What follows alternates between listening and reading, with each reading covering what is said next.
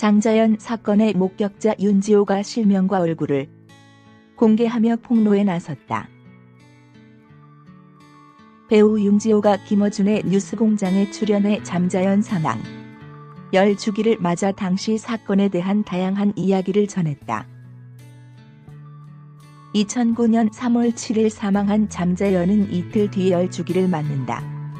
당시 장자연은 유력 인사들의 성접대를 폭로하는 문건을 남기고 자택에서 스스로 목숨을 끊었다.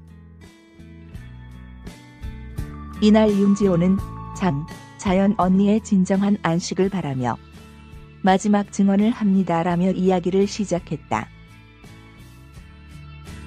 윤지호는 이날 방송을 통해 처음으로 이름과 얼굴을 공개적으로 밝혔다. 윤지호는 2009년 언론사 사주 등이 포함된 술자리에서 장자연이 성추행을 당할 당시 동석했던 후배로 알려진 인물이다. 윤지호는 증언 후 불이익이 없었냐는 물음에 일상생활이 불가능했다. 이사도 수차례 했다. 캐스팅도 되지 않았다. 장자연 사건을 증언했다는 이유로 캐스팅에서 제외됐다는 이야기를 감독에게 직접 들어야 했다고 털어놨다. 이어 장자연 사건의 참고인 조사는 매번 밤 10시 이후 또는 새벽에 불렀다. 조사가 끝나고 경찰 측에서 집에 데려다 줄 때도 항상 미행이 붙었었다고 떠올렸다. 또 윤지호는 그 당시에 수사는 스무한 살인죄가 느끼기에도 굉장히 부실하게 이루어졌었다고 밝혔다. 이어 윤지호는 소각되기 전 이른바 장자연 명단을 본 적이 있다고 얘기했다. 이 명단에는 언론사 인사 등의 이름이 있었다고 말하면서 소속사를 나오기 위해 작성한 문서다.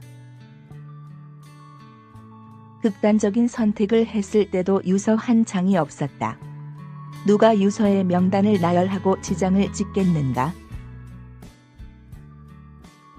살기 위해, 법적으로 싸우기 위해 만든 문건이다라고 강조했다. 지난해 2월에는 장자연의 죽음을 밝혀달라는 국민청원이 올라온 바 있다. 윤지호도 이를 보며 다시 진술을 하는 데 힘을 얻었다고 전하며 과연 국민청원이 없었더라면 이게 재수사에 착수하는 게 과연 가능했을까 싶다. 그냥 묻혀졌을 사건인데 국민청원으로 인해 재수사에 착수할 수 있게 돼 국민청원에 응해 주신 모든 분들께 너무 감사한 마음이다라고 말했다. 어떻게 보면 제2의 피해자처럼 지난 세월을 살아왔는데 라고 다시 말을 이은 윤지호는 그런데 숨어 살기에 너무 급급했었다. 그것들이 솔직히 잘못된 것인데 당연시되는 이런 전반적인 분위기 속에서 살 수 없다라는 판단이 들어서 해외에서 가족들과 함께 살고 있다. 저 같은 피해를 겪은 분들이 세상 밖에서 당당하게 사셨으면 좋겠다는 바람이다라며 사건에 대한 내용을 담은 책을 준비 중인 사연도 전했다. 이어 가해자가 움츠러들고 본인의 죄에 대한 죄의식 속에 살아야 되는데 피해자가 오히려 책임감과 죄의식을 가지고 사는 그런 현실이 한탄스러웠다. 이제는 조금은 바뀌어졌으면 하는 그런 소망을 가져서 용기를 내서 이 자리에 나올 수 있었다고 덧붙였다. 윤지호는 현재 해외에 거주 중이라고 밝히며 제가 계속 국내에서 거주를 했다면 이런 결정을 하지 않았을 것 같다. 하지만 캐나다에서 거주를 하면서 이런 사건이나 사고에 대한 케이스가 공개적으로 진행이 된다. 캐나다 같은 경우는 피해자나 가해자가 이름과 얼굴이 다 공개가 된다. 또 그런 것이 당연시 여겨지고 피해자가 숨어서 사는 세상이 아니라 존중을 받는 것을 보면서 어찌 보면 한국도 그래야 되지 않나 그런 생각이 들었다고 얼굴, 이름을 공개하게 된 이유를 밝혔다. 또한 윤지호는 장자연 문건을 직접 소각됐다고 알려진 그 문건을 봤다는 거냐는 질문에 봤다고 대답했다.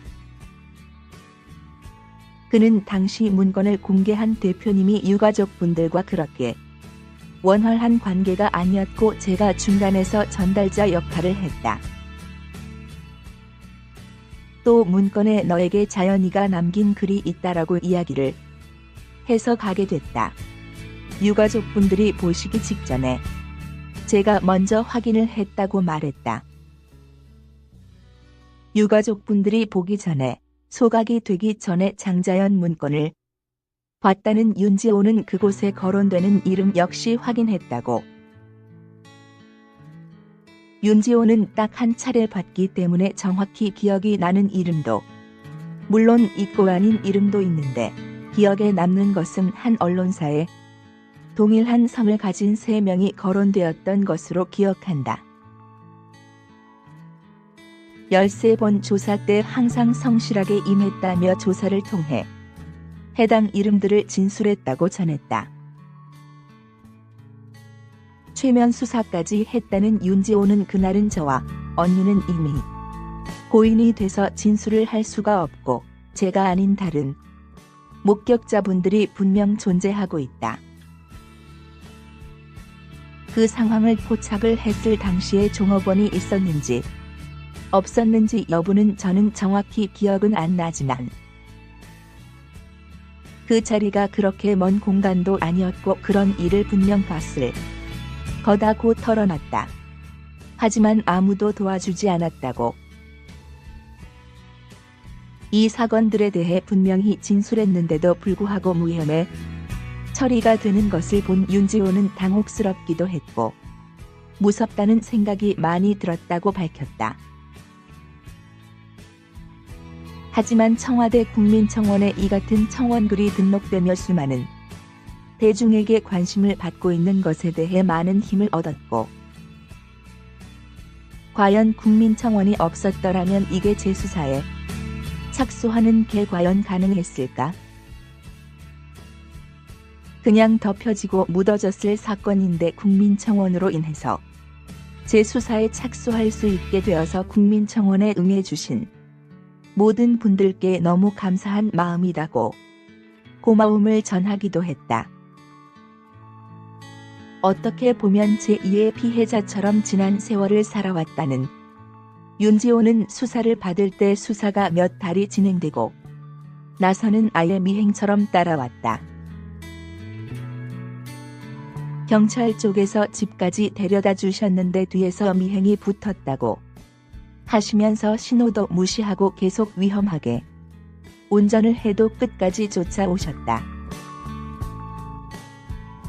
추후에는 차를 멈추고 왜 쫓아오느냐 라고 질문을 하니 취재 때문에 그런다 하는데 유독 집착을 많이 보였던 한 언론사가 있었다고 밝혔다. 그 언론사는 이름이 거론됐던 곳이라고. 또한 윤지호는 장자연 문건을 함께 작성하고 그 정황을 아는 사람이 있다고 밝혔다. 윤지호는 기획사를 나오기 위해서 작성된 문건이었지 않을까 생각한다. 또 솔직히 말하자면 세상에 공개를 하고자 쓴 문건이 아니라 그 상황을 벗어나고 싶어서 쓰여진 문건이라고 추측했다. 특히 윤지호는 언니가 극단적인 선택을 했을 때도 유서가 단 한 장도 발견이 되지 않았거든요. 만약 싸우기 위해서 작성된 문건이었다면 유서를 남기면서 이런 문건이 있다라고 명시를 한다든지 그 문건 자체를 더 쓸 텐데 그러지 않고 그 문건을 다른 누군가가 갖고 있고 공개를 다른 분이 하셨다고 말.